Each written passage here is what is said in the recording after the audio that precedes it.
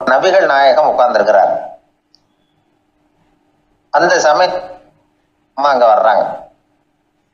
அவங்க கையில திராட்சை பழ கொத்து அதை கொண்டுகிட்டு வந்து நபிகள் கிட்ட கொடுக்குறாங்க.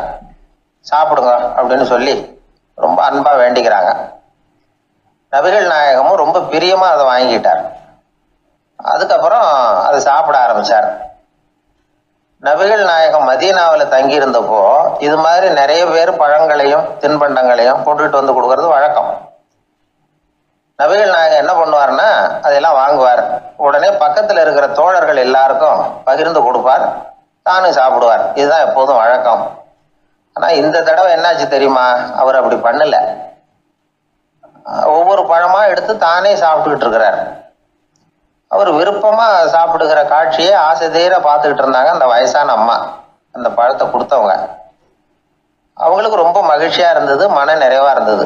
நாம ஆசையா கொண்டுகிட்டு வந்து கொடுக்குற பழத்தை நபிகள் நாயகம் இவ்வளவு பிரியமா சாப்பிட்றாரு அப்படின்னு நினைச்சு ரொம்ப சந்தோஷப்பட்டாங்க. அதுக்கப்புறம் அங்க இருந்து அவங்க புறப்பட்டு போயிட்டாங்க. அந்த அம்மா போனதுக்கு அப்புறம் பக்கத்துல இருந்த தோழர்கள் பேச ஆரம்பிச்சாங்க. ஏன்னா அவங்களுக்கு சந்தேகம், இன்னைக்கு வித்தியாசமா நடந்துகிட்டாரே அப்படின்னு. அண்ணலே, எது உங்களுக்கு வந்தாலும் எங்க எல்லாருக்கும் கொடுத்துட்டு தான் நீங்க சாப்பிடுவீங்க. இன்னைக்கு மட்டும் நீங்க அப்படி செய்யலையே, எல்லா பழத்தையும் நீங்களே சாப்பிட்டீங்களே, அதுக்கு என்ன காரணம் அப்படின்னு கேட்டாங்க. இப்படி கேட்கறதுனால நாயகம் அதை தப்பா புரிஞ்சுக்க மாட்டார் அப்படிங்கிறது அவங்களுக்கு தெரியும். யாரும் எதையும் அவர்கிட்ட கேட்கலாம், அப்படி கேட்கறதுக்கு உரிமை உண்டு. இந்த ஜனநாயக முறைகளுக்கு அவர்கள் கொடுத்த மரியாதை இது. தோழர்களின் கேள்விக்கு நபிகள் பதில் சொல்ல ஆரம்பிச்சார். நண்பர்களே, அந்த அம்மா ரொம்ப பிரியமா அந்த பழங்களை என்கிட்ட கொண்டுகிட்டு வந்து கொடுத்தாங்க. முதல்ல ஒரு பழத்தை எடுத்து வாயில போட்டு பார்த்தேன், அது ரொம்ப புளிப்பா இருந்தது, சாப்பிடுறது ரொம்ப கஷ்டம். உங்ககிட்ட யாருக்காவது அதை கொடுத்துருந்தா அதுல வாயில போட்டதும் புளிப்பு தாங்காம முகம் சுழிச்சிருப்பீங்க. அதை அந்த அம்மா பார்த்துட்டாங்கன்னா வருத்தப்பட்டிருப்பாங்க. ஆசையா கொண்டுகிட்டு வந்து நமக்கு கொடுத்துருக்குறாங்க, அவங்க அன்பான மனசை நோகடிக்கிறதுக்கு நான் விருப்பப்படலை. அதனால முகம் சுழிக்காம சாப்பிடணுமேங்கிறதுக்காகத்தான் அந்த பழங்கள் பூராவே நானே சாப்பிட்டுட்டேன் அப்படின்னு புன்முறுவலோட பதில் சொன்னாராம் நபிகள் நாயகம். இன்னொருத்தர் மனசு புண்படக்கூடாதுங்கிறதுக்காக புளிப்பையும் இனிப்பா ஏற்றுக்கொள்ளுகிற பண்பாடு இருக்கு பாருங்க, அது ஒரு பெரிய நாகரிகம். அது எல்லாருக்கும் சுலபமா வந்துடாது. நல்லா இருக்கிற பழத்தையே என்ன இவ்வளவு மோசமா இருக்குன்னு சொல்லுகிறவர்கள் தான் நம்ம கிட்ட அதிகம். இந்த காலத்துல இல்வாழ்க்கையில இந்த நாகரிகத்தை சில பேர் கடைபிடிக்கிறது உண்டு. நல்லா இருக்க இல்லையோ முகம் சுளிக்காம சாப்பிடுவாங்க. ஏன்னு கேட்டா, எதுக்காக சார் வீண் வம்பு, ஏதோ நமக்குன்னு கொடுத்து வச்சது அவ்வளவுதான் அப்படின்னு நினைச்சுக்கிட்டு போக வேண்டியது தானே அப்படிம்பாங்க. இவங்கெல்லாம் கூட ஒரு விதத்துல பண்பாடு தெரிஞ்சவர்கள் தான். ஒரு ஆளு ஊரெல்லாம் சுத்தி விட்டு கடைசியில அழுத்து போய் ஒரு ஹோட்டலுக்குள்ள நுழைஞ்சானான். ரொம்ப களைப்பா இருந்தது அவனுக்கு. அதனால ரொம்ப களைப்படைஞ்சு போய் ஒரு நாற்காலியில போய் உட்காந்துருக்கிறான். இவனை பார்த்ததும் சர்வர் ஓடி வந்தார். சார் உங்களுக்கு என்ன வேணும்னு கேட்டார். எனக்கு தேவை 2 தோசையும் கொஞ்சம் அன்பான வார்த்தைகளும் அப்படின்னா. சர்வர் உள்ள போனார், 2 தோசையை கொண்டாந்து வச்சார். அன்பான வார்த்தை கேட்டனே அப்படின்னா இவன். சர்வர் ரொம்ப பணிவா குனிஞ்சு இவன் காதோரமா சொன்னார், ஐயா இந்த தோசையை சாப்பிட்றாதீங்க, புளிச்சு போன பழைய மாவு அப்படின்னார். இது பாருங்க, அன்பான வார்த்தையும் 2 தோசையும் கேட்டார், கொண்டாந்து கொடுத்துட்டார். இப்படி இருக்கிறவர்களும் இன்றைய மனிதர்கள்ல அதிகம். அதனால மனிதர்கள் ஒவ்வொருத்தரும் ஒவ்வொரு விதம். நம்ம கிட்ட பிரியமா நடந்துகிறவர்கள் மனம் கோணும்படி நாம் நடந்து கொள்ளக்கூடாது அப்படிங்கிறது தான் நபிகள் நாயகம் அவருடைய செயல் மூலமா நமக்கு உணர்த்தி இருக்கிற வாழ்வியல் உண்மை. ஒரே ஒரு ஊர்ல ஒரு ராஜா இருந்தார், ரொம்ப நல்லவர். ஒரு நாள் அரண்மனையில விசாரணை நடந்துகிட்டு இருக்குது. அதுல ஒரு வழக்கு. ஒரு விவசாயி வந்து புகார் கொடுக்குறார்.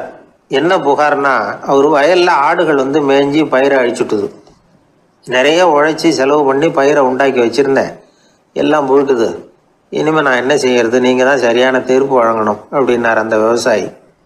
அந்த ஆடுகளுக்கு சொந்தக்காரர் யாருன்னு கண்டுபிடிச்சி அரண்மனைக்கு அழைச்சிட்டு வாங்கன்னு உத்தரவு போட்டார் ராஜா. சேவகர்கள் போனாங்க, ஆளை கண்டுபிடிச்சாங்க, கூப்பிட்டுக்கிட்டு அரண்மனைக்கு வந்துட்டாங்க. ராஜா விசாரணை பண்ணார். அப்புறம் விசாரித்து முடிச்சுவிட்டு தீர்ப்பு வழங்கினார்.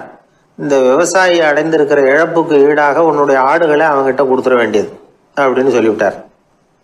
உன்கிட்ட இருக்கிற ஆடு பூரா அவன்கிட்ட கொடுத்துரு, அந்த ஆட்டுனால ஏற்பட்ட இழப்பு சரியா போகட்டும் அப்படின்னு தீர்ப்பு வழங்கிட்டார். அந்த மன்னருடைய மகன் இதை பார்த்துக்கிட்டே உட்காந்துருந்தான். இந்த தீர்ப்பை இன்னும் கூட சிறப்பாக வழங்கலாமே அப்படின்னு நினைச்சான். அப்பா கிட்ட சொன்னான். உடனே அந்த அரசர், சரி நீயே இதுக்கு சரியான தீர்ப்பு சொல்லு அப்படின்னார். அந்த இளவரசன் தீர்ப்பு சொல்றான். அவன் சொன்ன தீர்ப்பு என்னன்னா, உங்ககிட்ட இருக்கிற ஆடுகள் எல்லாத்தையும் 1 வருஷ காலத்துக்கு அந்த விவசாயிகிட்ட ஒப்படைச்சிட வேண்டியது. அந்த 1 வருஷத்துக்குள்ள அந்த ஆடுகள் போடுற குட்டிகள், பால், எரு எல்லாம் விவசாயி எடுத்துக்க வேண்டியது. 1 வருஷத்துக்கு அப்புறம் உங்களுடைய ஆடுகளை நீங்களே திருப்பி வாங்கிக்க வேண்டியது. இதுதான் இளவரசன் சொன்ன தீர்ப்பு.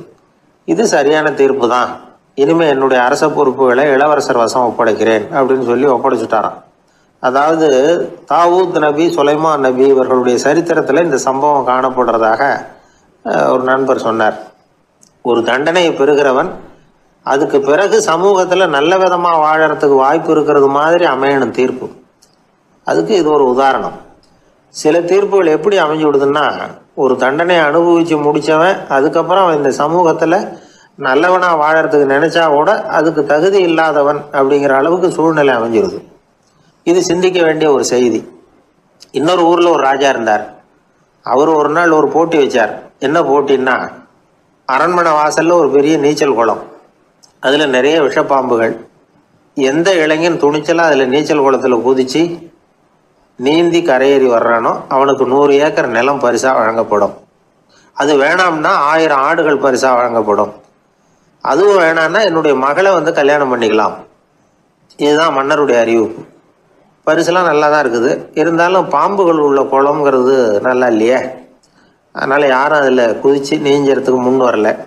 இருந்தாலும் திடீர்னு ஒரு இளைஞன் அந்த நீச்சல் குளத்தில் குதிச்சான். நீந்தனா ஒரு வழியாக கரையேறி வந்துட்டான். மன்னருக்கு ரொம்ப மகிழ்ச்சி. நீ தான் தைரியமான இளைஞன், வா இப்படின்னு கூப்பிட்டார். கிட்ட வந்தான். அந்த இளைஞன் தண்ணீர் சொட்ட சொட்ட வந்து நிற்கிறான். சரி, உனக்கு 100 ஏக்கர் நிலம் வேணுமான்னு கேட்குறார். வேண்டாங்கிறான். சரி, அப்படின்னா 1000 ஆடுகள் வேணுமான்னு கேட்குறார். அதுவும் வேணாங்கிறான். ஓ, அப்படின்னா என் பொண்ணை கல்யாணம் பண்ணிக்கிறியா அப்படின்னு கேட்குறாரு. அதுவும் வேணாங்கிறான். ராஜாவுக்கு ஒன்றும் புரியல. அப்படின்னா உனக்கு என்னதான் வேணும் அப்படிங்கிறாரு. என்னை பிடிச்சி இந்த குளத்துல தள்ளி விட்டவன் யாருங்கிறது எனக்கு தெரியணும் அப்படின்னா. ஒரு புகழ்பெற்ற ஜப்பானிய சாமுராய் வீரன், வாள் வீசுறதுல ரொம்ப கெட்டிக்காரன். ஒரு கடுமையான போரில் கலந்து கொண்டுட்டு களைச்சி போய் திரும்பி வந்தான். படுக்கையில் விழுந்தான். பக்கத்தில் என்னமோ சத்தம் கேட்டுது. திரும்பி பார்த்தான். ஒரு எலி அவனை முறைச்சி பார்த்துக்கிட்டு இருந்தது. உடனே வாழை உருவனா வீசினான். அது தப்பிச்சிட்டு ஓடி போச்சு. எவ்வளோ முயற்சி பண்ணி பார்த்தா முடியல. கடைசியில் அந்த வாள் முறிஞ்சு போனது தான் மிச்சம். ஒரு பக்கம் அவனுக்கு இது அவமானமாக போயிட்டுது, இன்னொரு பக்கம் பயமாக போயிட்டுது. எவ்வளவோ போர்களில் எதிரிகளை பந்தாடினவன் அவன் ஒரு எலிகிட்ட தோற்று போய்டுறதா அவனால் சகிச்சிக்க முடியல.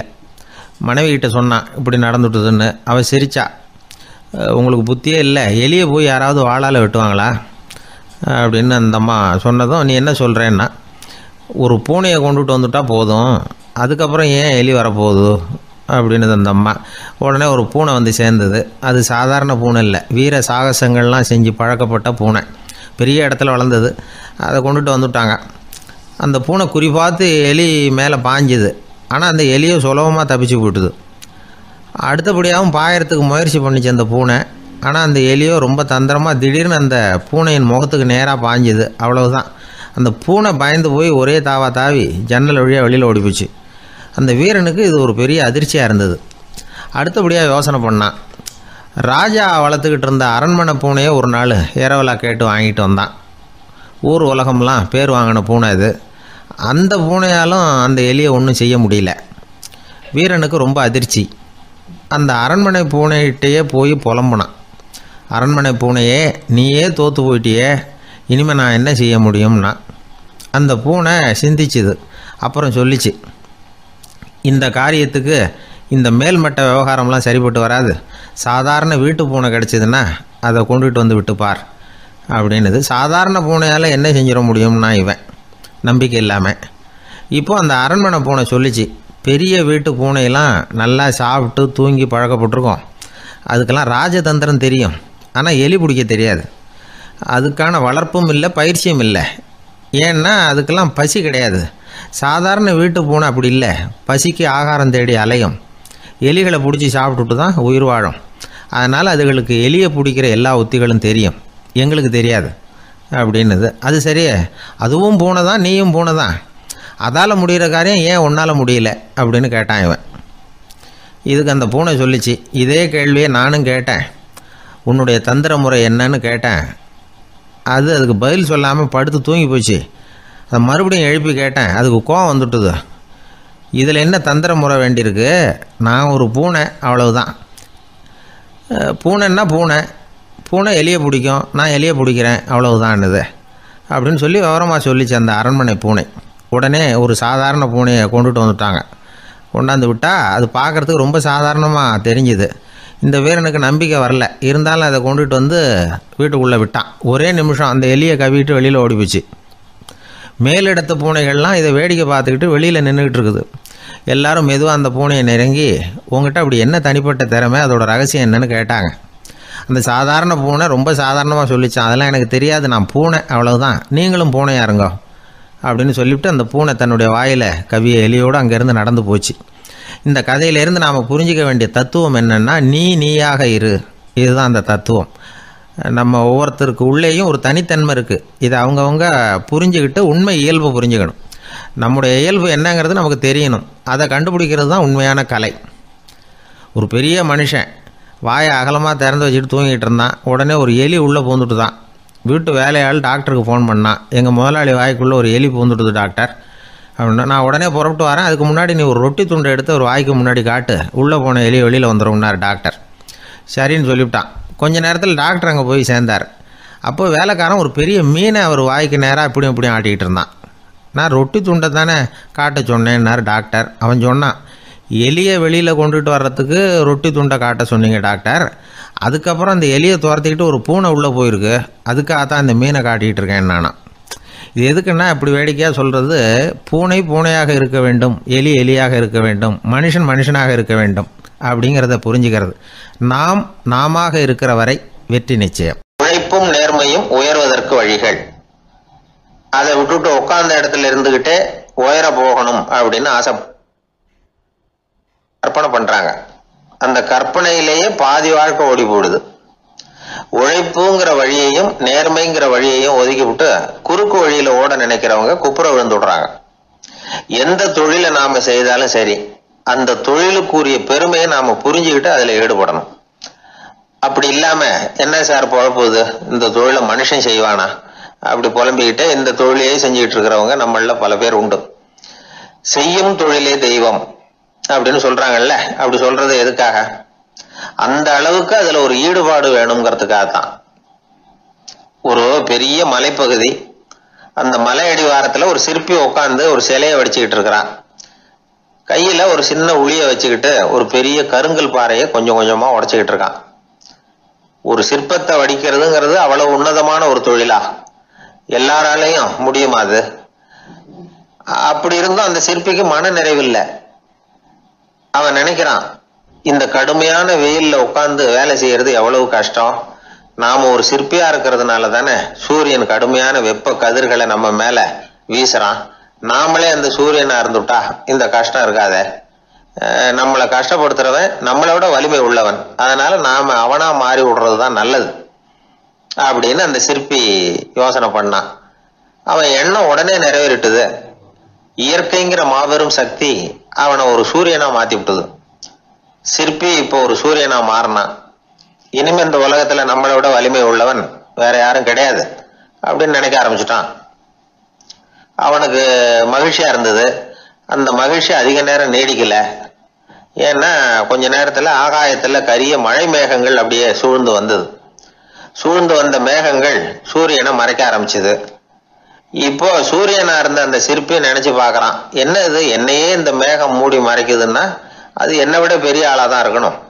அதனால இனிமே நாம சூரியனா இருக்கக்கூடாது, நாம மேகமா தான் இருக்கணும், அதுதான் கௌரவம் அப்படின்னு நினைக்க ஆரம்பிச்சிட்டான். இப்பவும் பாருங்க, இயற்கை அவனுடைய ஆசையை நிறைவேற்றி வச்சது. சூரியனா இருந்த சிற்பி மேகமா மாறினான். வான வீதியில அப்படியே உல்லாசமா வர ஆரம்பிச்சான். அந்த உல்லாசமும் அதிக நேரம் நீடிக்கல. எதிரில பார்த்தா பிரம்மாண்டமான மலைகள் வழியை அடைச்சிட்டு நிக்குது. வேகமா வந்த மேகம் மலையில மோதிக்கிட்டுது. அந்த மலையை தாண்டி அப்பால செல்ல முடியல. இப்போ அந்த மேகம் நினைக்குது, நாம எந்த தடையும் இல்லாம அந்த இடத்துல மிதந்து வர்றோம், நம்மையே போக விடாம தடுக்குதுன்னா அந்த மலைக்கு எப்பேற்பட்ட வலிமை இருக்கணும். இனிமேலும் நாம மேகமா இருந்து பிரயோஜனம் இல்லை, இருந்தா மலையா இருக்கணும், அதுதான் பெருமை அப்படின்னு நினைக்க ஆரம்பிச்சான். இப்பவும் பாருங்க, இயற்கை அவனுடைய ஆசையை நிறைவேற்றி வச்சது. மேகமா இருந்த சிற்பி மலையா மாறினான். பெரிய மலை பூமிக்கும் வானத்துக்குமா நின்றுகிட்டு இருக்கு. இனிமே நமக்கு எந்த கவலை இல்லை அப்படின்னு நினைச்சது அந்த மலை. இப்படி நினைச்சுக்கிட்டு இருந்த வேளையில அந்த மலையோட காலடியில அடிவாரத்துல ஏதோ சத்தம் கேட்டுது. என்ன சத்தம் இது அப்படின்னு சொல்லி அந்த மலை மெதுவா குனிஞ்சு பார்த்துதான். பார்த்தா அங்க ஒரு மனுஷன் தன்னுடைய கையில உளிய வச்சுக்கிட்டு மலையை கொத்திக்கிட்டு இருக்கிறான். ஏதோ ஒரு சிற்பத்தை வடிக்கிறதுக்காக அவன் முயற்சி பண்ணிட்டு இருக்கிறான். இப்போ அந்த மலை நினைச்சுதான், மலையே ஒருத்தன் உடைக்கிறான்னா அவன் எப்பேற்பட்ட வலிமை உள்ளவனா இருக்கணும். இனிமேலும் மலையா இருந்து பிரயோஜனம் இல்லை, மனுஷனா மாறணும், அதுதான் சரி அப்படின்னு நினைச்சுதான். அந்த வினாடியே அந்த மலை ஒரு மனுஷனா மாறிச்சு. அவன் கையில ஒரு உளி, பழையபடியே ஒரு கருங்கல் பாறையை கொத்த ஆரம்பிச்சான். அந்த ஆள் பழைய நிலைமைக்கு வந்துட்டான். இந்த கதையிலிருந்து நாம தெரிஞ்சுக்க வேண்டியது என்னன்னா, தன்னுடைய உண்மையான பலம் என்னங்கிறது தெரியாமலே தாவி தாவி தடுமாறிக்கிட்டு இருக்கிறான் மனுஷன் அப்படிங்கிறது தான். இனிமேலாவது அதை புரிஞ்சுக்கணும், புரிஞ்சுக்கிட்டு புறப்படணும் வாழ்க்கையில வெற்றி பெறறதுக்கு. ஒரு குடும்ப தலைவருக்கு விபரீதமா ஒரு ஆசை வந்துதான்.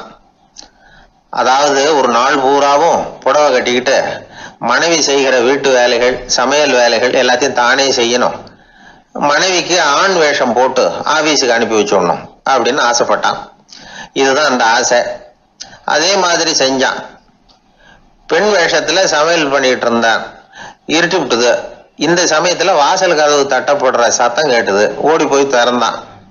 பக்கத்து வீட்டு அம்மா கிடுகிடுன்னு உள்ள வந்துட்டாங்க, காப்பி பொடியோ ஏதோ வாங்கறதுக்கு. இவன் பயந்து போய், கமலாம்மா, நான் சுசீலா இல்ல, சுசீலாவோட புருஷன், பெண் வேஷத்துல இருக்கிறேன், சும்மா ஒரு சேஞ்சுக்காக அப்படின்னா. உடனே அந்த அம்மா கிட்ட பயப்படாத, நானும் கமலா இல்ல, கமலாவோட புருஷன், இதுவும் சும்மா ஒரு சேஞ்சுக்காகத்தான் அப்படின்னானா. இப்படி வாழ்க்கைய விபரீதமா நினைச்சுக்கிட்டு வேற வேற கற்பனைகள்ல வீணாக்கிக்கிட்டு இருக்கிறவங்க தான் ரொம்ப அதிகம். நாம அதுவா மாறணும்னு நினைக்கிறது தப்பு, நாம இருக்கணும் அப்படின்னு நினைக்கிறது தான் உண்மை, அதுதான் சரி. அந்த சிற்பி என்னென்னோ கற்பனை பண்ணி கடைசியில மறுபடியும் சிற்பியாகவே சேர்ந்தான் பாருங்க. அதனால நம்முடைய உண்மையான பலம் என்ன அப்படிங்கறத தெரிஞ்சுக்கிட்டு நடந்துகிட்டோம்னா வாழ்க்கையில எப்பொழுதும் வெற்றி நிச்சயம். அன்பா இருக்கணும்னு அநேக பெரியவங்க சொல்லியிருக்கிறாங்க. நாமளும் அதை கேட்டுட்டு அன்பு காட்டுறதுக்கு தயாரா தான் இருக்கிறோம். அதை வாங்கறதுக்கு தான் ஆளை காணும். இருந்தாலும் அன்புல எத்தனையோ வகை உண்டு. அதை சரியா புரிஞ்சுக்கிட்டு அதுக்கப்புறம் அன்பு காட்ட ஆரம்பிக்கணும். வகையை புரிஞ்சுக்காம அன்பு காட்டினா வம்புல மாட்டிக்க வேண்டியதுதான். அன்புன்னா சாதாரணமா நினைச்சு விடாதீங்க. அதுல எவ்வளவு விதம் தெரியுமா? இரக்கம், கருணை, காருண்யம், பந்துத்துவம், பட்சம், பாசம், நேசம், விசுவாசம், அபிமானம், காதல், பக்தி, இப்படி பல விதமா அதை பத்தி சொல்லி வச்சிருக்கிறாங்க பெரியவங்க. இந்த வார்த்தைகள்லாம் நாம கேள்விப்பட்டது தான். இருந்தாலும் அதுகளுக்குள்ள என்ன வித்தியாசம்னு கேட்டா சரியா சொல்ல தெரியாது. அதனால இந்த வார்த்தைகளுக்கெல்லாம் பெரியவங்க என்ன விளக்கம் சொல்றாங்கன்னு இப்போ பார்க்கலாம். எளியவர்கள் மேல செலுத்துற அன்பு இருக்கு பாருங்க, அதுக்கு இரக்கம்னு பேரு. அறிவு பலம், சரீர பலம், இது ரெண்டும் இல்லாதவங்க மேல, அதாவது வலிமையற்றவர்கள் மேல செலுத்துற அன்பு இருக்கு பாருங்க, அதுதான் கருணை. எறும்புல இருந்து யானை வரைக்கும் சகல ஜீவராசிகள் மேலேயும் காட்டுற அன்புக்கு காருண்யம்னு பேரு, ஜீவகாருண்யம். சிவி சக்கரவர்த்தி காட்டின அன்பு இந்த ரகம். உறவினர்கள், சொந்தக்காரங்க, அவங்க வசதியா இருந்தாலும் வறுமையில இருந்தாலும் வித்தியாசம் இல்லாம காட்டுற அன்பு இருக்கு பாருங்க, அதுக்கு பேரு பந்துத்துவம். ஒரு எஜமானன் வேலையாள்கிட்ட காட்டுற அன்பு இருக்கு பாருங்க, அதுக்கு பேரு தான் பட்சம். அவனும் தன்னை மாதிரி மனுஷன்தாங்கிற நினைப்பு வேணும். ஒரு தாய் தன்னுடைய குழந்தை மேல, ஒரு குழந்தை தன்னுடைய தாய் மேல செலுத்துற அன்புக்கு பாசம்னு பேரு. ஈருடல் ஓர் உயிர்னு நினைக்கிறது இது. ராமரும் கௌசலையும் இதுக்கு உதாரணம். தம்மை ஒத்த நண்பர்கள் கிட்ட செலுத்துற அன்புக்கு நேசம்னு பேரு. வயசு, செல்வம், அந்தஸ்து, இந்த வித்தியாசமெல்லாம் பார்க்காம அவங்க சுக துக்கத்துல சமபங்கு எடுத்துக்கிறது இது. கிருஷ்ணன் குசேலர்கிட்ட காட்டினது இந்த ரகம். வேலை செய்யறவன் முதலாளி கிட்ட காட்டுற அன்புக்கு விசுவாசம்னு பேரு. தேசத்து மேலையும் தாய்மொழி பேர்லையும் செலுத்துற அன்புக்கு அபிமானம்னு பேரு. தேசாபிமானம்னு சொல்றமே இதுதான். ஒரு கணவன் மனைவி பேர்ல காட்டுற அன்புக்கு காதல்னு பேரு, கடவுள் பேர்ல செலுத்துற அன்புக்கு பக்தின்னு பேரு. இப்படி அன்புல பல ரகம் இருக்கிறப்போ அதுல உள்ள வித்தியாசம் தெரியாம இடம் மாத்தி அன்பு காட்டினா இடைஞ்சல் தான். சரி, இந்த அன்பை பத்தி விஞ்ஞானம் என்ன சொல்லுது தெரியுமா? இதயத்தை பாதுகாக்கிறதுக்கு முக்கியமா தேவைப்படுற ஒண்ணு இந்த அன்பு தான்னு சொல்லுது. நெதர்லாந்து விஞ்ஞானிகள் இதை ஆராய்ச்சி பண்ணியே கண்டுபிடிச்சிருக்கிறாங்க. கொஞ்சம் முயல் குட்டிகளை 2 பிரிவா பிரிச்சாங்க. 2 குரூப்புக்கும் கொழுப்பு அதிகமா உள்ள ஆகாரத்தையே கொடுத்துக்கிட்டு வந்தாங்க. ஆனா ஒரு குரூப்புக்கு வெறுமன ஆகாரத்தை கொடுத்ததோட சரி, இன்னொரு குரூப் முயல்களுக்கு ஆகாரம் கொடுத்ததோட நிறுத்திக்கல. அதுக்கு முன்னாடி கூண்டுகளை திறந்து விட்டு முயல்களை கொஞ்ச நேரம் எடுத்து கொஞ்சி விட்டு அதுக்கப்புறமா ஆகாரம் கொடுத்தாராம் ஆராய்ச்சியாளர். இந்த குரூப்புக்கு இதய பாதிப்பு 60% குறைச்சலா இருந்துதான். சில நோயாளிகளுக்கு ஹார்ட் அட்டாக் வந்தாலும் அதை தாங்கிக்கிட்டு குணமாகிற சக்தி அதிகமா இருக்குது. இது எப்படின்னு ஆராய்ச்சி பண்ணி பார்த்துருக்குறாங்க. அவங்கெல்லாம் மனைவி தன் பேர்ல ரொம்ப அன்பா இருக்கிறதாக நினைக்கிறவங்களா இருக்கிறாங்களாம். இதய நோயாளிகள் பல பேரை சந்திச்சு இதய நோய் ஏற்பட என்ன காரணம்னு கேட்டிருக்கிறாங்க. அவங்க சொன்ன காரணம்லாம் சாப்பாடு சம்பந்தமா இல்லையா, மனைவி அன்பா இல்லை, இப்படிப்பட்ட காரணத்தை தான் சொல்றாங்களாம். அதனால இதயத்தை பாதுகாக்கணும்னு நினைக்கிறவங்க அடுத்தவங்க அன்பா இருக்கிறது மாதிரி பார்த்துக்குங்க, அதுதான் முக்கியம். ஒருத்தர் முகம் பூரா பிளாஸ்டரி போட்டுக்கிட்டு வந்தார். ரொம்ப கோபமா, என்னங்க ஆச்சுன்னு விசாரிச்சேன். எல்லாம் உங்களால தான் சார்னார். விவரமா சொல்லுங்களேன். என்ன, உங்க தகவலை கேட்டுட்டு ஒரு பூனைக்குட்டியை கையில எடுத்தேன், அன்பா அதை தடவி கொடுக்கறதுக்காக. ஆனா அது முந்திக்கிட்டது, அது என் முகத்தை தடவி கொடுத்துட்டுது, முகம் பூரா நகை கீறல், அதுதான் இப்படி அப்படின்னார். அன்புல அறிவு சேராததுனால வந்த கோளாறு இது. ஒரு கோவில்ல ஆன்மீக சொற்பொழிவு நடந்துகிட்டு இருக்குது. ஒரு பெரியவர் பேசிக்கிட்டு இருக்கார். கடவுளை பத்தியும் சொர்க்கத்தை பத்தியும் மனுஷனை பத்தியும் அவர் விவரமா பேசுறார். எல்லாரும் உட்காந்து கேட்கறாங்க. அந்த கூட்டத்துல ஒரு தத்துவ ஞானியும் உட்கார்ந்துருக்கிறார். அவருடைய நண்பர். பேசி முடிச்சதும் அந்த பெரியவர் மேடையை விட்டு இறங்கினார். நேரா அந்த தத்துவ ஞானிகிட்ட வந்தார். எப்படி இருந்தது என்னுடைய பேச்சு அப்படின்னு கேட்டார். நீங்க பேசினது ஒண்ணுக்கு ஒண்ணு முரண்பாடா தெரிஞ்சது அப்படின்னாரா இவர். நான் என்ன அப்படி தப்பா பேசிவிட்டேன் அப்படின்னாரா அவரு. கடவுளை நம்புகிறவன் சொர்க்கத்துக்கு போவான்னு சொன்னீங்க, அப்புறம் நல்ல விதமா வாழறவன் சொர்க்கத்துக்கு போவான்னு சொன்னீங்க அப்படின்னாராம். இதுல என்ன முரண்பாடுன்னு கேட்டிருக்காரு அவர். இதுலதான் முரண்பாடு தெரியுது எனக்கு. அதாவது இங்க ஒருத்தன் எல்லா தப்பும் பண்ணிட்டு இருக்கிறான், அவன் கடவுளை நம்பினான்னா அவன் சொர்க்கத்துக்கு போவானா? இது என்னுடைய முதல் கேள்வி. இல்லைன்னா ஒருத்தன் எந்த தப்பும் பண்ணல, ரொம்ப ஒழுங்கா வாழ்ந்துகிட்டு இருக்கிறான், ஆனா அவன் கடவுளை நம்பல, அவன் என்ன நரகத்துக்கு தான் போவானா? கடவுள் நம்பிக்கை உள்ள ஒரு திருடன் என்ன ஆவான், எங்க போவான்? கடவுள் நம்பிக்கையே இல்லாத ஒரு நல்லவன் என்ன ஆவான், எங்க போவான்? ஒருத்தன் இங்க கடவுள் நம்பிக்கையோட வாழறது முக்கியமா அல்லது நல்லவனா வாழறது முக்கியமா? இதுதான் இவர் கேட்ட கேள்வி. இதை கேட்டதும் அந்த பெரியவர் குழம்பி போயிட்டார். அவர் சொன்னது நியாயம் தானே. கடவுளை நம்புறவன் தான் சொர்க்கத்துக்கு போவான்னா பேசாம கடவுளை நம்பிக்கிட்டு இந்த உலகத்துல எல்லா தப்பும் பண்ணிக்கிட்டு இருக்கலாமே. பேச்சாளர் குழப்பத்தோட வீட்டுக்கு போனார். படுத்து தூங்கினாரு. ஒரு கனவு வந்தது. கனவுல அவர் ஒரு ரயில்ல வேகமா போயிட்டு இருக்கிறார். எதிரில் உட்காந்துருக்கிறவரை பார்த்து நாம இப்ப எங்க போறோம்னு கேட்டார். சொர்க்கத்துக்கு போயிட்டு இருக்கிறோம் அப்படின்னாங்களாம். ரயில் போய் நின்னுது. இவர் இறங்கினார். இங்க கௌதம புத்தர் இருப்பார், சாக்ரட்டிஸ் இருப்பார், அவங்கள பாக்குறதுக்கு ஒரு நல்ல வாய்ப்பு அப்படின்னு நினைச்சுக்கிட்டே அங்கேயும் இங்கேயும் பார்த்தார். அங்க யாருமே இல்லை. ஒரே பாலைவனம் மாதிரி இருக்குது. பச்சை இல்லை, பசுமை இல்லை, பூக்கள் இல்லை, மரம்லாம் மொட்டையா நிக்குது. எலும்பும் தோலுமா சில முனிவர்கள் அங்கேயும் எங்கேயுமா உட்காந்துருக்குறாங்க. இவர் அவங்க கிட்ட போய் இந்த புத்தர், சாக்ரட்டிஸ் இவங்கெல்லாம் எங்க இருக்கிறாங்கன்னு கேட்டாராம். அப்படி யாரும் இங்க இல்லையே, அவங்கெல்லாம் யாரு அப்படின்னு திருப்பி கேட்டிருக்கிறாங்க. இவருக்கு அதிர்ச்சியா போச்சு. அப்படின்னா அவங்க எங்க போயிருப்பாங்க? உடனே ரயில் நிலையத்துக்கு ஓடி வந்தார். அப்பதான் நரகத்துக்கு ஒரு ரயில் புறப்பட்டுக்கிட்டு இருந்தது. அங்க இருந்து அதுல ஏறி உட்கார்ந்தார். ரயில் வேகமா போச்சு. நரகம் நெருங்க நெருங்க காற்று குளிர்ச்சியா வீச ஆரம்பிச்சுதான். வெளியில பசுமையா இருந்துதான். அழகான மலர்கள், அழகான நீர்நிலைகள், நந்தவனங்கள், ரொம்ப அருமையா இருக்குது. ரொம்ப அங்க இருந்தவங்க எல்லாம் ரொம்ப மகிழ்ச்சியா உல்லாசமா வேற இருந்திருக்கிறாங்க. எங்க பார்த்தாலும் ஆடல் பாடல் உற்சாகம். இவர் ரயிலை விட்டு இறங்கினார். அவருக்கு சந்தேகம், இதுவா நரகம் அப்படின்னு விசாரிச்சிருக்காரு. ஆமா, இதுதான் நரகம்னாங்களாம். எனக்கு ஒரு சந்தேகம் இருக்காரு. என்னன்னு கேட்டிருக்காங்க. கௌதம புத்தரும் சாக்ரட்டிஸும் லாவோஸும் இவங்க மாதிரி இன்னும் பல பேரும் கடவுள் நம்பிக்கை இல்லாதவங்க, அவங்க எல்லாம் இங்க இருக்கிறாங்களா? அப்படிங்கிறது தான் என்னுடைய சந்தேகம் அப்படின்னாரா. இப்போ அவங்க சொல்லியிருக்கிறாங்க, இப்போ நீங்கள் பார்க்குறீங்களே பசுமையும் பச்சை பயிர்களும் ஆடல் பாடல்களும் அழகிய மலர்களும், இது எல்லாமே கௌதம புத்தரும் சாக்ரட்டிஸும் அது மாதிரி மகான்களும் இங்கே வர ஆரம்பித்த பிறகு தான் உண்டாக ஆரம்பிச்சது. இந்த பிரதேசத்தை அவங்க வந்து அப்படியே மாற்றிவிட்டாங்க.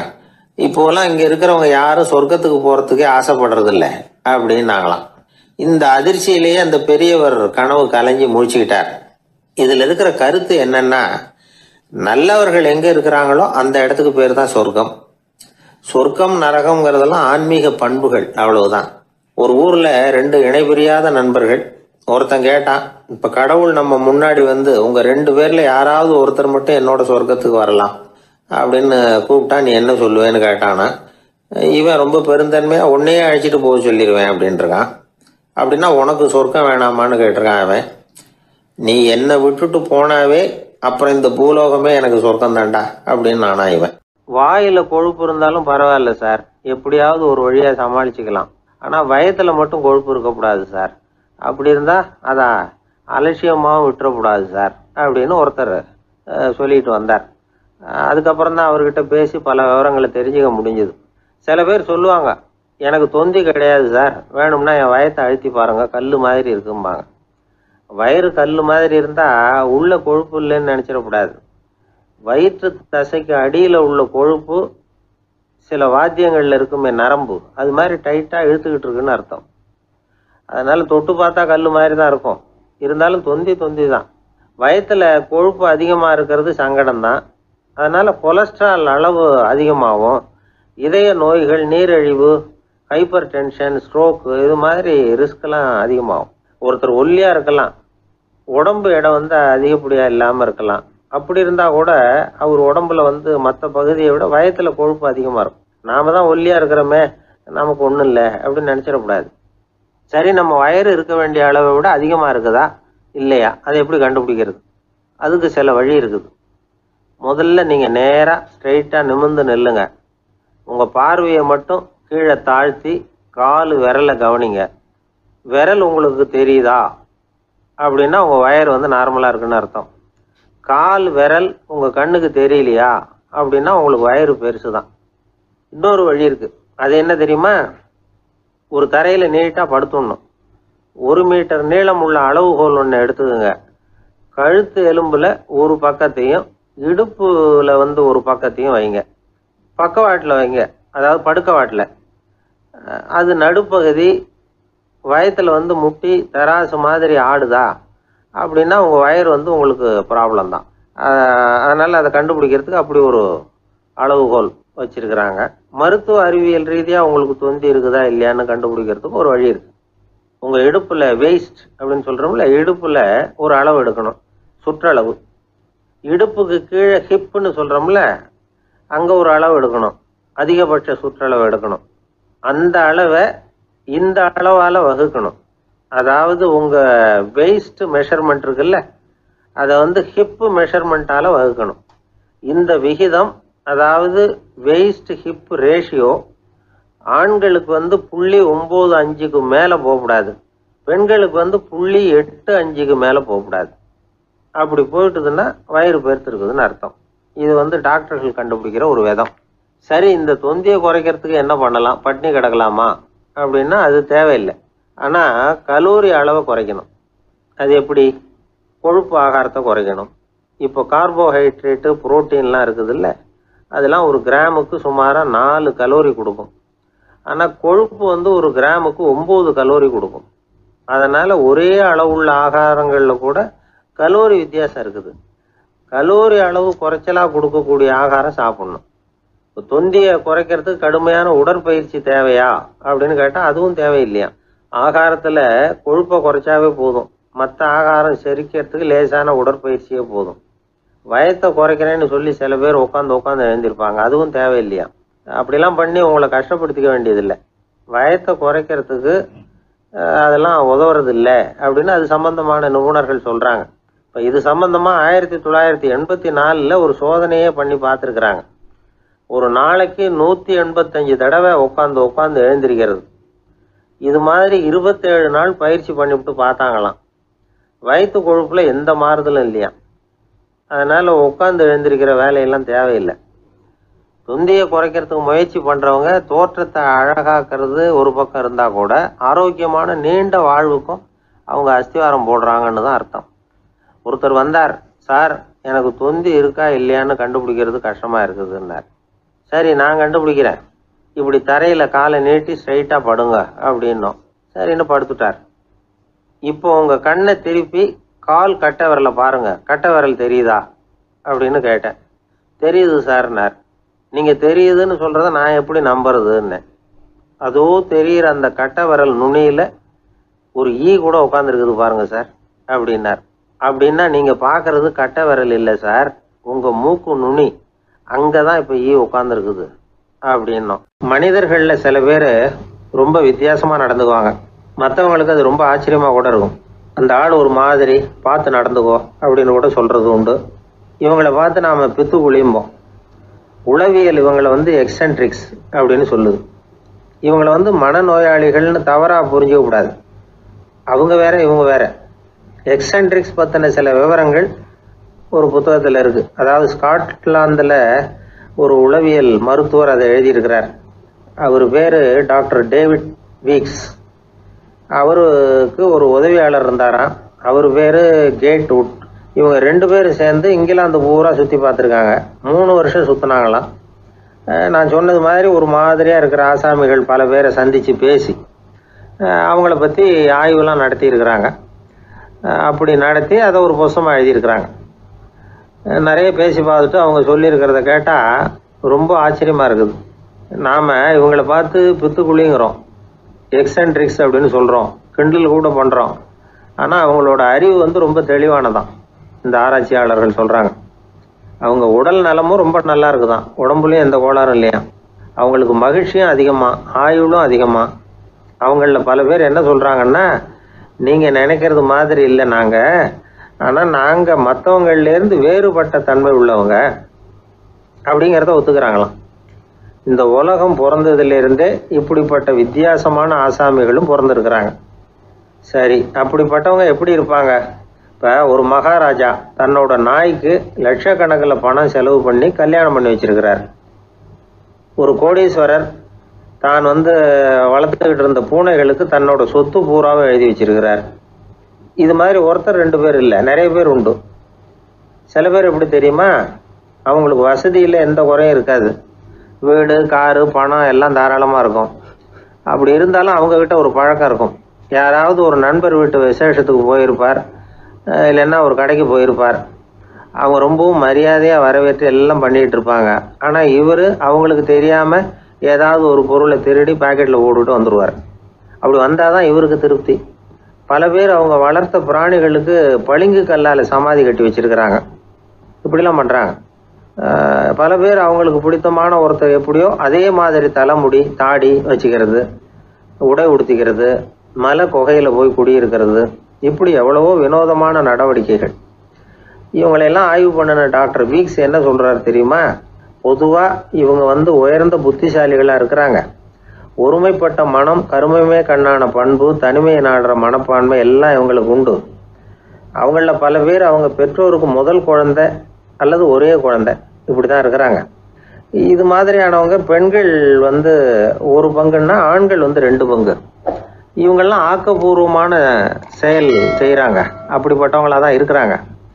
அடுத்தவங்க கிட்ட அன்பு காட்டுறவங்களா இருக்கிறாங்க, உற்சாகம் ஊட்டுறவங்களா இருக்கிறாங்க. அவங்களுடைய ஆக்கப்பூர்வமான பணிகளுக்கு ஊக்கம் கொடுத்தா அவங்க மன சந்தோஷமும் உடல் நலமும் பெருகும், ஆயுளும் கூடும். இதெல்லாம் அந்த டாக்டருடைய கண்டுபிடிப்பு. பித்துக்குழித்தனத்துக்கும் மனநோய்க்கும் வித்தியாசம் உண்டுங்கிறத சொல்கிறது தான் இந்த தகவல். அதனால் 2ம் ஒன்றுன்னு நினச்சிடக்கூடாது. ஒரு நண்பன் ஒருத்தனை பற்றி சொல்கிறோம். அவன் எந்த வகைன்னு நீங்களே முடிவு பண்ணுங்களேன். அவன் ஒரு கல்யாண வீட்டுக்கு போய் சாப்பிட்டுட்டு வெளியில் வந்தோம். அவன் கூட வெளியில் வந்த உடனே ரொம்ப நேரமாக தன்னோட செருப்பை தேடிக்கிட்டு இருந்தான். என்னப்பா இன்னுமா உன் செருப்பு கிடைக்கல அப்படின்னு கேட்டோம். இல்லை என்னது முன்னாடியே கிடைச்சுட்டுது, அதை விட நல்லதாக ஏதாவது கிடைக்குமான்னு பார்க்குறேன் அப்படின்னா அவன். ஒரு அரசன், அவனுக்கு வயசாயிட்டுது. அதனாலேயே இந்த கவலை பயம் எல்லாமும் அதிகமாயிட்டுது. மரண பயம். ராத்திரியில் சரியாக தூங்க முடியல. இப்படி ஆயிட்டுது நிலைமை. அந்த அரசன் ஏற்கனவே எப்படின்னா போர்க்களங்களில் எத்தனையோ பேரை ஓட ஓட விரட்டி இருக்கிறான். இருந்தாலும் இப்போ அந்த துணிச்சல்லாம் எங்கேயோ போயிட்டுது. பேசாமல் படுத்துருக்கிறான். அப்படியே படுத்தாலும் தான் தூக்கம் வர மாட்டேங்குது. என்ன பண்ணலாம்னு யோசித்தான் இந்த மன்னன். உடனே எல்லா அமைச்சர்களையும் கூப்பிட்டான். எனக்கு நிம்மதி இல்லை, எதை நினச்சாலும் பயமாக இருக்குது, எனக்கு ஒரு ஆலோசனை சொல்லுங்க அப்படின்னா. என்ன ஆலோசனை வேணும் அப்படின்னு சொல்லி கேட்டாங்க. எனக்கு ஒரு நெருக்கடியான சந்தர்ப்பம் ஏற்பட்டு போச்சுன்னு வச்சுக்கோங்க. அந்த நேரத்தில் நீங்கள் யாருமே என் பக்கத்தில் இல்லை ஆலோசனை சொல்கிறதுக்கு அப்படின்னா, அந்த சமயத்தில் எனக்கு உபயோகப்படுற மாதிரி ஒரு வாசகம், பொன்மொழி ஏதாவது சொல்லுங்கள். அதை நான் என்னுடைய வைர மோதிரத்துக்கு அடியில் பதிச்சு வச்சுக்கிறேன் அப்படின்னார்.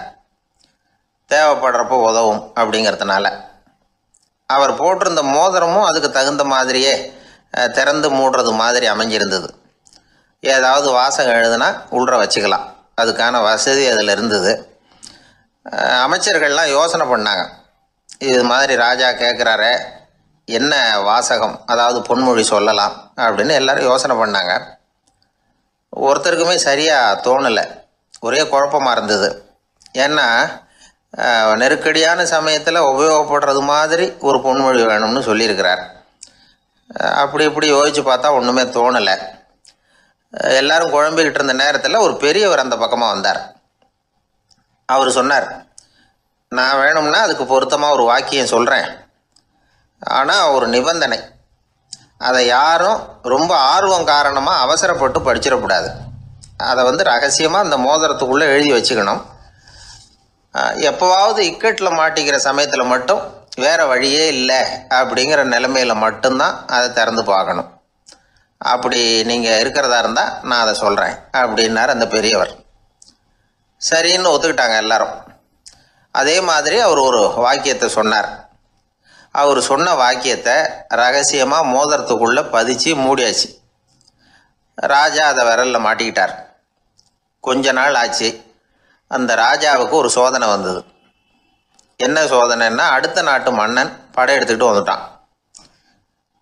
அவன் இவர்கிட்ட ஏற்கனவே தோற்று போனவன், ஒரு வெறியில் வந்திருக்கிறான். தோற்று போனவன் மறுபடியும் சண்டைக்கு வந்தால் எப்படி வருவானோ அப்படி வர்றான். ஒரு வெறியில் வந்தால் ஜெயிச்சுட்டான். என்னாச்சு, இவரோட நிலைமைன்னா நாட்டை இழந்துட்டார், எல்லாத்தையும் இழந்துட்டார். கடைசியாக ஒரு அடிபட்ட குதிரையில் ஏறி தப்பிச்சு போயிட்டார், வேறு வழி இல்லைன்னு. பின்னாடி துரத்திக்கிட்டு வராங்க. இவர் ஒரு மலை உச்சிக்கு போயிட்டார்.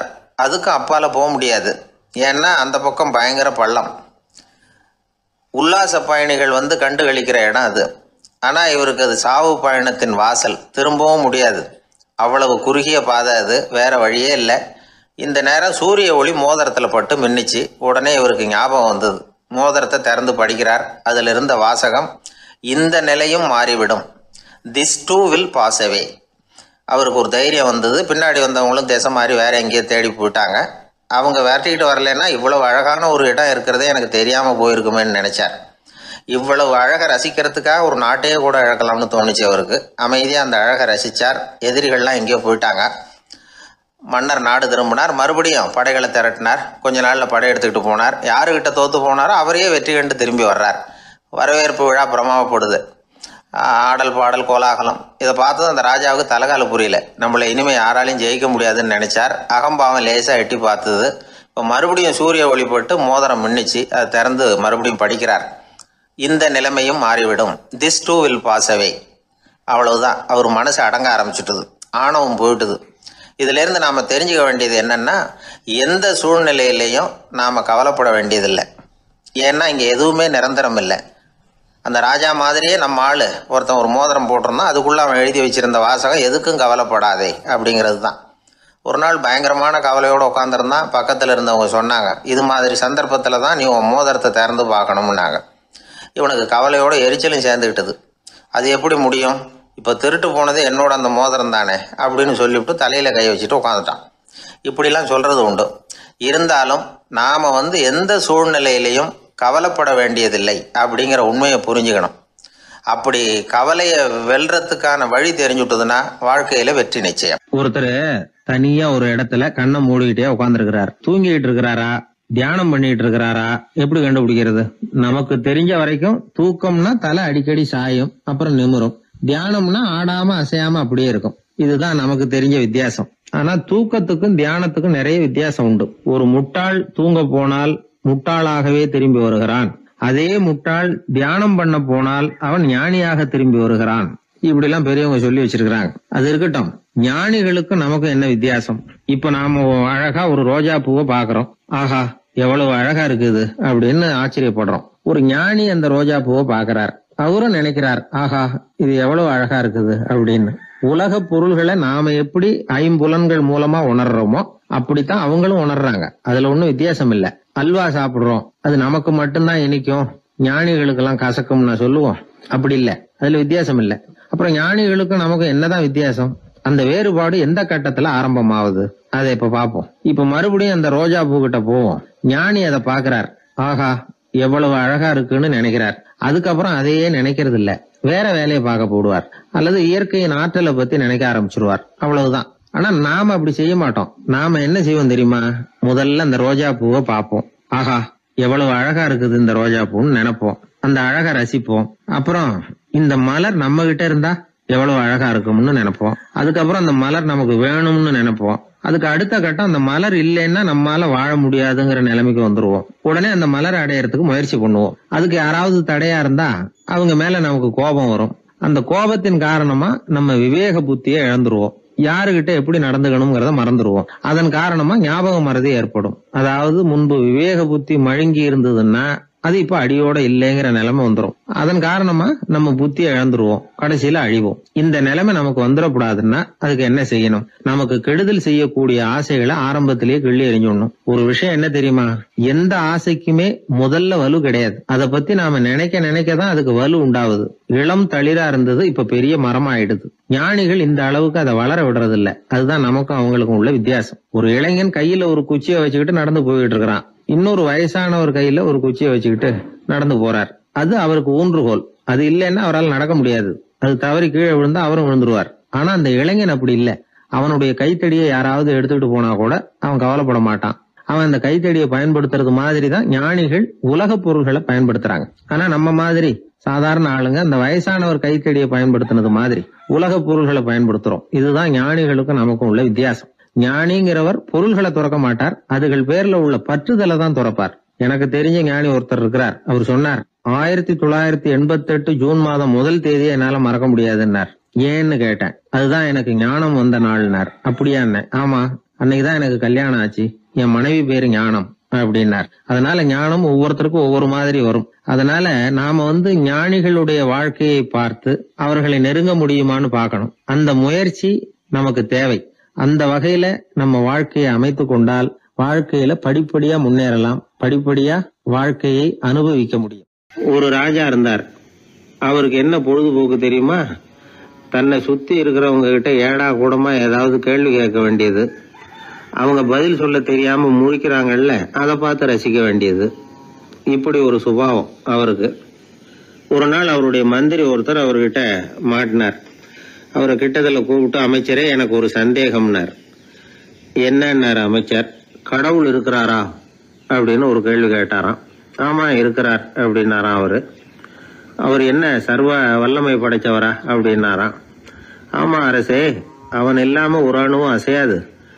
இருந்த இடத்துல இருந்தே கண் சிமிட்டுகிற நேரத்துல ஏராளமான அற்புதங்களை நிகழ்த்த அவனன்றி யாரால் முடியும் அப்படின்னாராம் அமைச்சர்.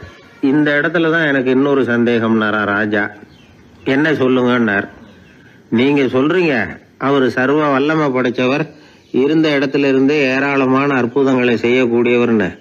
அப்படி இருக்கிறப்போ அவர் இருந்த இடத்துல இருந்தே ஒருத்தனுடைய கஷ்டத்தை தீர்த்து வச்சுள்ளாமே, மேஜிக் பண்றது மாதிரி. அதை விட்டுட்டு பக்தன் கூப்பிட்டா உடனே ஒரு வாகனத்து மேல ஏறி ஏன் இங்க ஓடி வரணும்? அப்படி வர்றதாக புராணம்லாம் சொல்லுதே. அவருக்கு இருக்கிற சக்திக்கு அவர் உட்கார்ந்த இடத்துல இருந்தே ஒரு விரலை அசைச்சா இங்க பக்தனுக்கு கிடைக்க வேண்டியதெல்லாம் கிடைச்சுடாதா அப்படின்னாராம்.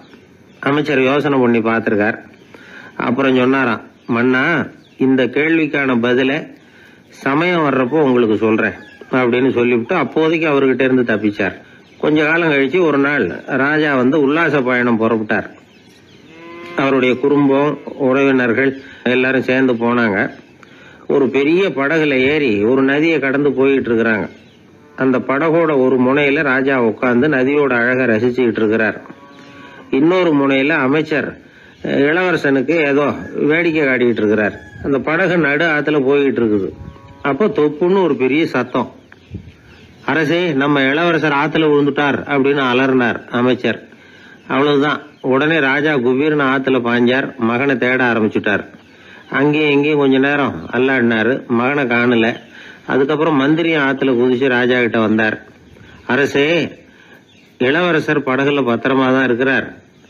தண்ணியில விழுந்தது வெறும் கல்லு தான் அப்படின்னார். 2 பேரும் ஈர உடையோட படகுக்கு சேர்ந்தாங்க. ராஜா மந்திரிய கோபமா பார்த்தார். இது என்ன விளையாட்டுன்னார். அரசே, கொஞ்ச நாளைக்கு முன்னாடி நீங்க கேள்விக்கு பதில் ஒண்ணு கேட்டீங்க. அந்த கேள்விக்கான பதில நீங்க அனுபவ ரீதியா உணரணும்னு ஆசைப்பட்டேன். அதனாலதான் இப்படின்னார். அப்புறம் விளக்கம் கொடுத்தார்.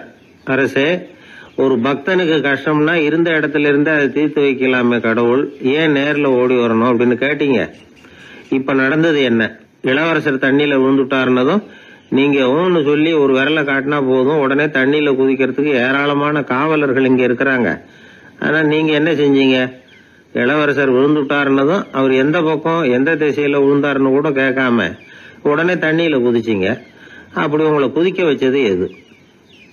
மகன் மேல உள்ள பாசம், அன்பு. அது மாதிரிதான் கடவுளும் ஓடி வர்றார் அப்படின்னார். அதுக்கப்புறம் அந்த ராஜா ஏட கூடமா எதுவும் கேள்வி கேட்கறதே இல்லையா, அந்த பழக்கத்தை விட்டுட்டாராம். அதனால இந்த தகவலை கேட்டு உடனே நீங்களும் கடவுளே கொஞ்சம் இப்படி வந்துட்டு போ அப்படின்னு கூப்பிட்டு அவர் வர்றாரா அப்படின்னு ஆகாயத்தை பார்த்துக்கிட்டு நிக்க கூடாது. இந்த கதையோட கருத்து என்னன்னா, அன்பிற்கும் உண்டோ அடைக்கும் தாழ் அப்படிங்கிறது தான். அன்பு வலிமையானது அப்படிங்கறத புரிஞ்சுக்கிட்டா போதும். உங்களுக்கு ஒரு கல்யாண பத்திரிகை வருது, அதுக்கு நீங்க வாழ்த்து செய்தி அனுப்புறதுக்கும் நேர்ல போறதுக்கும் வித்தியாசம் இருக்குது இல்ல. அன்னைக்கு ஒருத்தன் அப்படிதான் வந்தான். கையில ஒரு கல்யாண பத்திரிகை வச்சிருந்தான். சார், இந்த கல்யாணம் கல்கத்தாவில் நடக்குது, ரொம்ப தூரம் தான், இருந்தாலும் நான் நேர்ல போய் கலந்துக்க போறேன்னா. மாப்பிள்ளை அவ்வளவு நெருக்கமானவரான்னு. இல்ல சார், மாப்பிள்ளையே நான் தான் அப்படிங்கிறான். சில பேர் எப்படின்னா, அவங்க பேசுற வார்த்தை ஒரு மாதிரியா இருக்கும், அதுக்கு அர்த்தம் வேற மாதிரியா இருக்கும். அதனால நாம அவசரப்பட்டு ஒரு முடிவுக்கு வந்துடக்கூடாது, யோசிச்சு பார்க்கணும். இல்லைன்னா விவரம் தெரிஞ்சவங்களை கேட்டு அதுக்கு அர்த்தம் என்னன்னு கண்டுபிடிக்கணும். ஒரு ஊர்ல ஒரு பெரியவர் இருந்தார். அவருக்கு 3 பிள்ளைங்க. கடைசி காலத்துல அவர் அந்த 3 பிள்ளைங்களையும் கிட்டத்துல கூப்பிட்டு 3 அறிவுரைகளை சொல்லிவிட்டு கண்ணை மூடிட்டார். அவர் சொன்ன அறிவுரைகள் என்ன தெரியுமா? பெத்த தாய்க்கு சோறு போடாதே, இது ஒரு அறிவுரை. கொடுத்த கடனை கேட்காதே, இது ஒரு அறிவுரை. விதைச்ச நிலத்துக்கு வேலி போடாதே, இது ஒரு அறிவுரை. என்ன இது எல்லாம் ஒரு மாதிரியா இருக்குது, இதெல்லாம் பார்த்தா அறிவுரை மாதிரியா தெரியுது, என்னப்பா இப்படி சொல்றிய அப்படின்னு கேட்கலாம்னா அவர் அதுக்குள்ள கண்ணை மூடிட்டார்.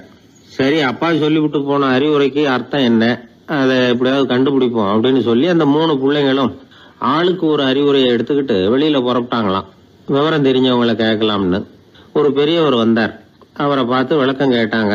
ஐயா, கொஞ்சம் நெல்லுங்க, எங்க அப்பா சாகர சமயத்துல பெத்த தாய்க்கு சோறு போடாதேன்னு சொல்லிவிட்டு போனார், அப்படின்னா என்ன அர்த்தம் அப்படின்னு கேட்டாங்க.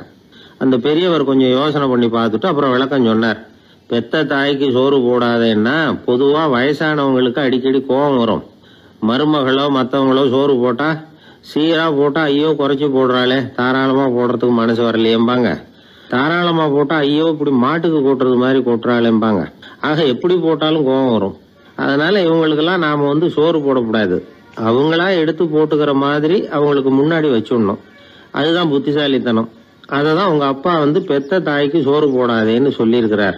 போடாதேன்னா அவங்களா எடுத்துக்கிற அளவுக்கு அவங்க முன்னாடி சோத்தை வச்சிருங்க, அவங்க வேணுங்கிறத எடுத்துக்கிட்டோம்னு அர்த்தம் அப்படின்னு விளக்கம் கொடுத்தாரு அந்த பெரியவர். சரிங்க, அடுத்தபடியா எங்க அப்பா கொடுத்த கடனே கேட்காதேன்னு சொன்னாரு, அது எப்படிங்க நாங்க கேட்காம இருக்க முடியுமா அப்படின்னு கேட்டிருக்காங்க. பெரியவர் சொன்னார், கொடுத்த கடனை கேட்காதேன்னா கடனை கொடுத்துட்டு அதை கேட்டு வாங்குற அளவுக்கு நடந்துக்கிறவனுக்கு கடன் கொடுக்காதேன்னு அர்த்தம். கொடுத்த கடனை கேட்காமலே திருப்பி கொண்டாந்து கொடுக்கற நல்லவங்களா பார்த்து கடனை கொடுக்கணும். அததான் உங்க அப்பா அப்படி சொல்லி இருக்கிறார், கொடுத்த கடனை கேட்காதேன்னு அப்படின்னு விளக்கம் கொடுத்தார். உடனே இவங்க அந்த மூணாவது விஷயத்தையும் சொல்லி விளக்கம் கேட்டாங்க. விதைச்ச நிலத்துக்கு வேலி போடாதேன்னு சொன்னாரு, அது எப்படி வேலி போடாம இருக்க முடியும் அப்படின்னு கேட்டாங்க. ஏன் முடியாது?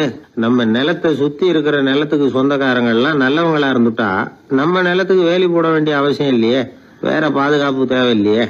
அதனால நல்லவங்க நிலத்துக்கு மத்தியில நம்ம நிலம் இருக்கிறது மாதிரி பாத்துக்கணும், அதுதான் அதுக்கு அர்த்தம் அப்படின்னாரு அந்த பெரியவர். அதுக்கு பிறகுதான் இந்த பிள்ளைங்களுக்கு அப்பா சொன்ன புத்திமதியோட பொருள் புரிஞ்சுதான். ஒரு பெரியவர் இந்த உலகத்தை விட்டு போகக்கூடிய நிலைமையில இருக்கிறார், கட்டில படுத்திருக்கிறார். சொந்தக்காரங்க எல்லாம் கூப்பிட்டு ஆளுக்கு ஒரு புத்திமதி விதமா சொல்லிக்கிட்டே இருக்கிறார். அவங்க எல்லாம் கிட்டத்துல வந்து அவர் சொல்ற புத்திமதியை கேட்டுட்டு போறாங்க. கடைசியா அவரோட மனைவி கிட்டத்துல வந்தாங்களாம். எனக்கு என்ன புத்திமதி சொல்லிட்டு போறீங்க அப்படின்னு கேட்டிருக்காங்க. உனக்கு எதுவும் புத்திமதி சொல்ல வேணாம்னு நினைக்கிறேன்னாராம் அவரு. ஏன்னு கேட்டாங்களாம் இவங்க. இதுவரைக்கும் நான் சொன்ன எந்த புத்திமதியை நீ ஒழுங்கா கேட்டிருக்கிற அப்படின்னு சொன்னாராம். ஒருத்தர் வேகமா வந்தார், அவசரமா ஒரு செய்தித்தாள் வாங்கினார். அதை விட வேகமா அங்கேயே நின்றுகிட்டு அதை புரட்டினார். ஒரு நிமிஷம் என்னத்தையும் ஆர்வமா பார்த்தார். அதுக்கப்புறம் நிதானமா பேப்பரை மடிச்சு வச்சுக்கிட்டு அவசரம் இல்லாம நடந்து போனார். அவர்கிட்ட மெதுவா போய், அப்படி என்னத்த சார் அவ்வளவு ஆர்வமா பாத்தீங்க அப்படின்னு கேட்டோம். கடையில பேப்பர் வாங்கின உடனே முதல் காரியமா அதை பாத்துருவேன் சார் அப்படின்னார். ஏதேன்னு கேட்டோம். அதுதான் சார் ராசி பலன், அதை பார்த்தாதான் எனக்கு எல்லாமே சரியா ஓடும் அப்படின்னார். அது சரி சார், ராசி பலன்ல என்ன போட்டிருக்கு அப்படிங்கறத பாக்குறீங்க, சரி அதுல போட்டிருக்கிறது பிரகாரம் அன்னைக்கு சரியா நடக்குதா அப்படின்னு கேட்டோம். நடக்குதா இல்லையானெல்லாம் சரி பார்த்துட்டு இருக்க மாட்டேன் சார், காலையில அதை பார்க்கணும், அதுல ஒரு ஆவல், அவ்வளவுதான். கிட்டத்தட்ட எல்லாருமே இதே மாதிரி ஒரு ஆர்வத்துலதான் அதை பார்த்துட்டு இருக்கிறாங்க. ராசி பலன் பாக்குற பழக்கம் தமிழர்கள் கிட்ட ரொம்ப அதிகமா இருக்குதுங்கிறார் ஒரு பேராசிரியர். அவர் எழுதியிருந்த ஒரு ஆய்வு கட்டுரை ஒண்ணு சமீபத்துல படிச்சோம். ராசி பலன் போடாம வர்ற நாளிதழ்கள் இங்க வந்து ரொம்ப குறைச்சல், அது போட்டாதான் அதிகமா விற்பனை ஆகுது. அதனால அதுல நம்பிக்கை இல்லாதவங்க கூட அதை போட்டுக்கிட்டு இருக்கிறாங்க. ரொம்ப வேடிக்கை சார், மெட்ராஸ்ல பேப்பர் வாங்கி தன்னோட ராசி பலன் பார்த்துட்டு பெங்களூர்ல ஓடுற குதிரை மேல பணம் கட்டுறவங்களும் உண்டு. ராசி பலன் பார்த்துட்டு லாட்டரி சீட் வாங்குறவங்களும் உண்டு. இந்தியாவில் அச்சாகிற மொத்த லாட்டரி சீட்ல 70% தமிழ்நாட்டுல தான் விற்பனை ஆகுதான். இது முன்னாடி இங்க அனுமதி இருந்த காலத்துல உள்ள கணக்கு. இப்பதான் அதை கட்டுப்பாடு பண்ணியாச்சு. வான் மண்டலம் பூ மண்டலத்தை பாதிக்கிறது உண்மைதான், அதை வந்து அறிவியல் பூர்வமா சிந்திக்கணும். அதை விட்டுட்டு இன்று நண்பரால் பண வரவு அப்படின்னு ராசி பலன் பார்த்துக்கிட்டு இருக்கிறோம். நம்முடைய நண்பன் இன்னைக்கு பணம் கொண்டாந்து கொடுக்க போறான்ங்கிறது ஆகாயத்துல உள்ள நட்சத்திரத்துக்கு எப்படி தெரியும்? அதுவும் இல்லாம இங்க உள்ள நண்பர்கள் எந்த காலத்துல பணம் கொண்டாந்து கொடுத்திருக்காங்க. நண்பர்களை வந்து பக்கத்திலேயே இருந்து பாக்குற நம்மாலேயே புரிஞ்சுக்க முடியல, எங்கேயோ இருக்கிற நட்சத்திரத்துக்கு என்ன தெரியும்? ஒரு காலத்துல நாம வாழ்கிற இந்த பூமி ஒரே இடத்துல நிலையா நிக்குதுன்னு, சூரியனும் சந்திரனும் பூமியை சுத்திக்கிட்டு வருதுன்னு நம்பிக்கிட்டு இருந்தோம். அந்த காலத்துல உருவான ராசி பலன் கொள்கையை சூரியனை சுத்தி தான் பூமி வருதுன்னு தெரிஞ்சுக்கிட்ட இந்த காலத்திலயும் நம்பிக்கிட்டு இருக்கிறது ரொம்ப வினோதம் தான். இந்த ராசி பலன் பாக்குற பழக்கம் நம்முடைய ஊக்கத்தை இழக்க செய்யக்கூடிய ஒரு பழக்கம், அது வேண்டியது இல்லைங்கிறது தான் அறிவாளிகள் கருத்து. இப்போ ஒரு உதாரணத்துக்கு நாமே ஒரு சோதனை செஞ்சு பார்ப்போமே. ஒரே நாள் வந்த தினசரி பேப்பர்கள் சிலதை எடுத்துக்கிட்டோம். அதுல ஒரே ராசிக்கு ஒவ்வொரு பேப்பர்லயும் என்ன பலன் போட்டிருக்கு பாக்கலாமா? என்னுடைய நண்பர் ஒருத்தர் ராசிக்கு ஒவ்வொரு செய்தித்தாள்லயும் என்ன ராசி பலன்னு பார்த்தோம். ஒரு பேப்பர்ல செலவும் சிரமமும் அப்படின்னு போட்டிருக்கு, இன்னொரு பேப்பர்ல சுலபமாக நன்மை அப்படின்னு போட்டிருக்கு. இதுல எதை நம்புறது? நீங்களும் ஒரு நாள் இதை சோதிச்சு பாருங்க. பல பேப்பர் வாங்கி உங்க ராசிக்கு ஒவ்வொரு பேப்பர்லயும் என்ன போட்டிருக்குன்னு பாருங்க. எல்லாம் ஒரே விதமா இருக்காது, மாறி மாறி இருக்கும். என்னுடைய நண்பர் ஒருத்தர் நானும் ஒரு நாள் கடையில பேப்பர் வாங்கணும். நண்பர் வந்து ராசி பலன்ல எல்லாம் ரொம்ப நம்பிக்கை இல்லாதவர். இருந்தாலும் நான் பேப்பர் வாங்கின உடனே உங்க ராசி என்ன சொல்லுங்க, பலன் என்னன்னு பாக்கலாம்னு. அவர் சிரிச்சுக்கிட்டு அதெல்லாம் டூப்புங்க, அதை ஏன் பாக்குறீங்க, சும்மா சொல்லுங்கன்னு. என் ராசி தனுசு, அதுல பண வரவுன்னு போட்டிருக்கோம் அப்படின்னாரு. நான் பார்த்தேன், ஆச்சரியப்பட்டு போயிட்டேன். பண வரவுன்னு தான் போட்டிருக்கு சார், அது எப்படிங்க பார்க்காமலே கரெக்டா சொல்லிவிட்டீங்க அப்படின்னு கேட்டேன். அவர் மெதுவா கிட்ட வந்து காதோட காதா சொல்றார், அந்த பேப்பருக்கு தினமும் ராசி பலன் எழுதி கொடுக்கறதே நான் தான் சார் அப்படின்னார். உனக்காக நான் என்ன வேணும்னாலும் செய்யறதுக்கு தயாரா இருக்கிறேன் அப்படின்னாரு ஒருத்தர். சரி, வேற ஒன்னும் வேணாம், ஒரு 10 ரூபா பணம் இருந்தா கைமாத்தா கொடு, நாளைக்கு தந்துடுறேன் அப்படின்னாரு இன்னொருத்தர். அவ்வளவுதான், நான் அவசரமா ஒரு ஆளை பார்க்க வேண்டியிருக்கு, அப்புறமா வந்து உன்னை பாக்குறேன் அப்படின்னு சொல்லிவிட்டு அந்த ஆள் நழுவி போயிட்டார். இதுதான் இன்னைக்கு உலக நிலவரம். ஆனா ஒருத்தர் மேல உண்மையாவே அன்பு செலுத்துறது அப்படிங்கறது ரொம்ப பெரிய விஷயம். பக்தி செலுத்துறதுங்கிறது அதை விட பெரிய விஷயம். பக்தினா ஏதோ கோயிலுக்கு போய் சாமி கும்பிட்டு வர்றது இல்ல. பக்தியோட எல்லை எதுன்னு தெரிஞ்சுக்கிறதுக்கு உங்களுக்கு ஆசையா இருக்குதா அப்படின்னா ஒரு கதை உண்டு, அதுக்கு அதை கேளுங்க.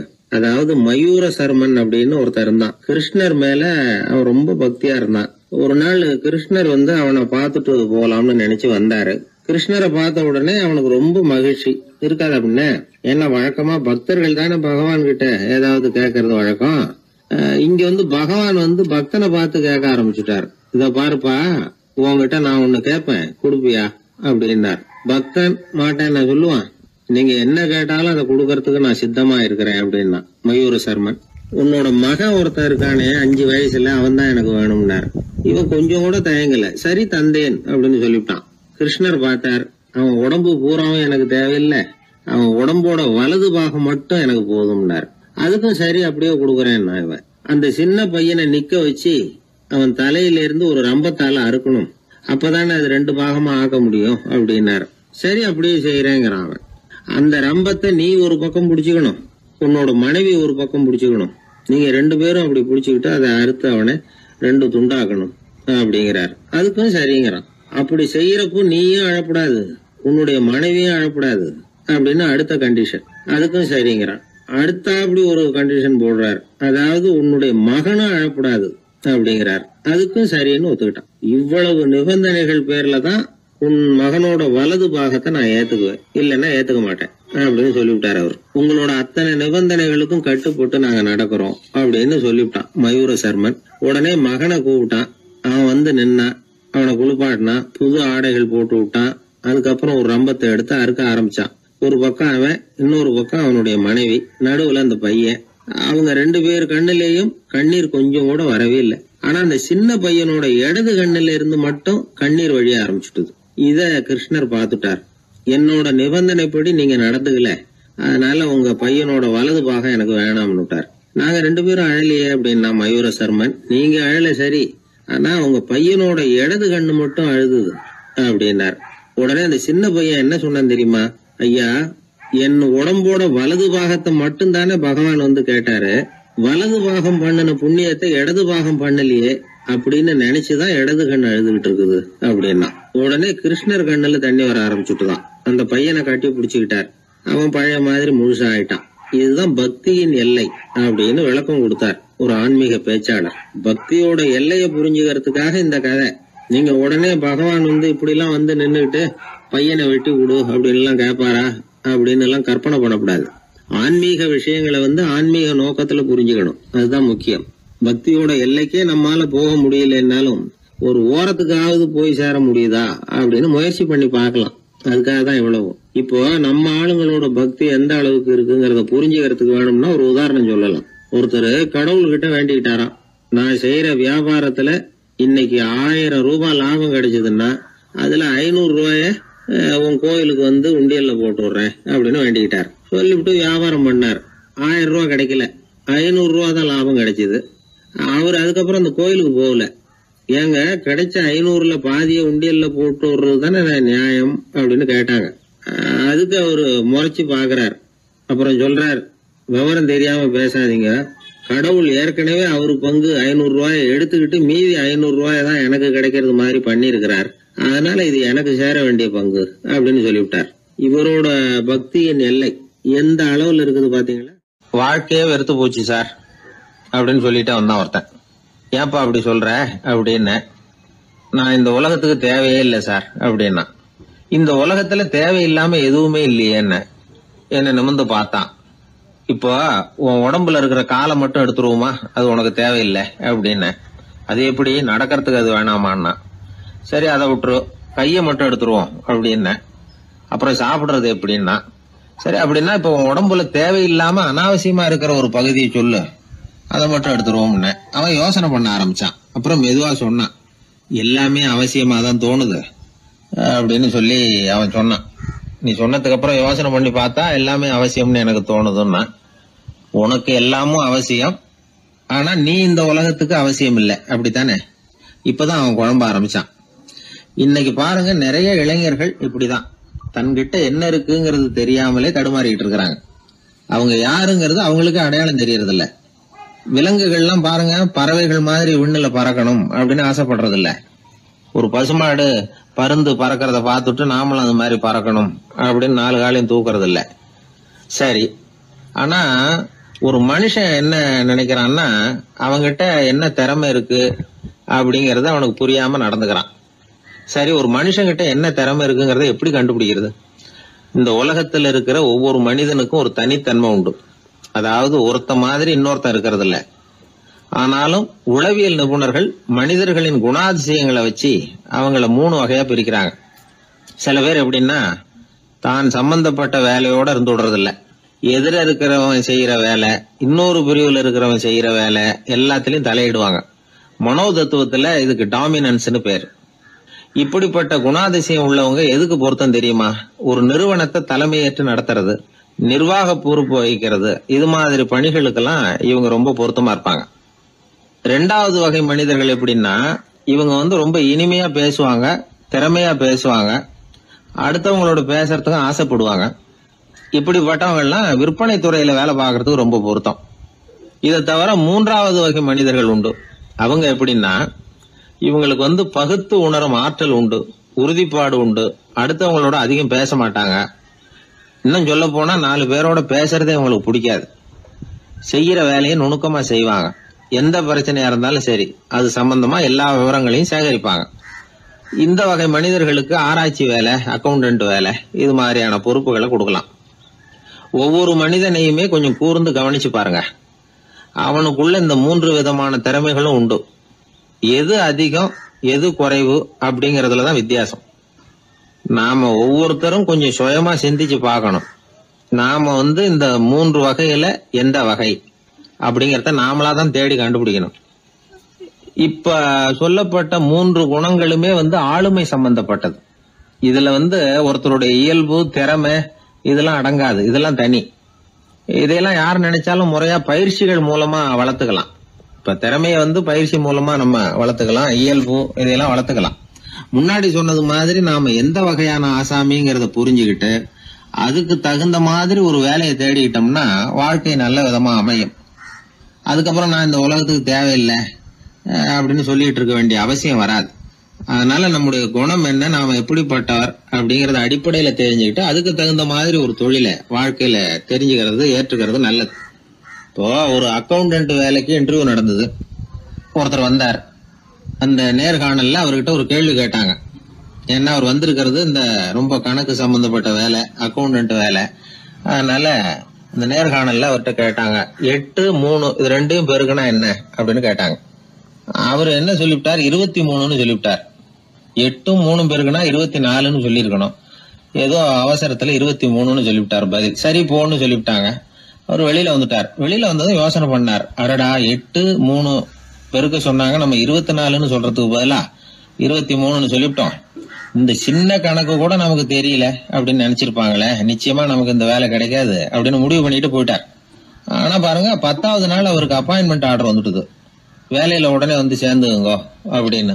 சரி, ஏதோ தவறுதலா போட்டாங்க போல இருக்கு, நாம எதையும் வெளியில சொல்லிட்டு இருக்க வேணாம் அப்படின்னு சொல்லி இவரும் கம்முன்னு போய் வேலையில சேர்ந்துக்கிட்டார்.